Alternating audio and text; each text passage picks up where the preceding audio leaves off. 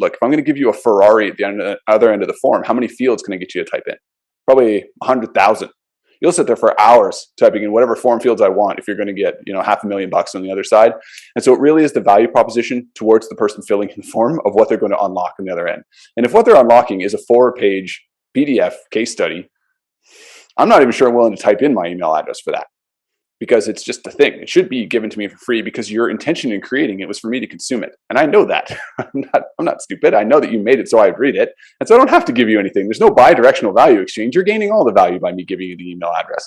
And so there must be a bi-directional value exchange there. So to Mark's point, make it the VIP experience, unlock additional things, make it really cool stuff.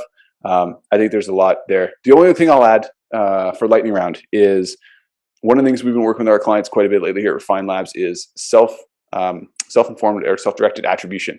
So on your forms, a lot of times it's really tough to gather how people heard about you, and you're losing a lot of this information from the platforms, and cookies getting removed now, and the Pixel firing third party, all this mumbo jumbo. And so we were surprised to discover that adding an open field text box in the form that says, "How did you hear about us today?" actually gets a lot of people filling it in and really insightful information. And so that self-directed attribution is something we've shared across our clients. I know it seems a little bit weird adding a field to the form. It's an open-ended, it's not required. Who's going to fill it in? Surprisingly, a lot of people fill it in. And so you may learn a ton about where your traffic's coming from. And it may surprise you. We get stuff that's directly in from a certain ad platform, and they say, "Oh, I saw you here," or "I heard about you in Revenue Collective," or whatever it's called now. I heard about you on Slack, teammate member, LinkedIn chat, whatever it is. So yeah,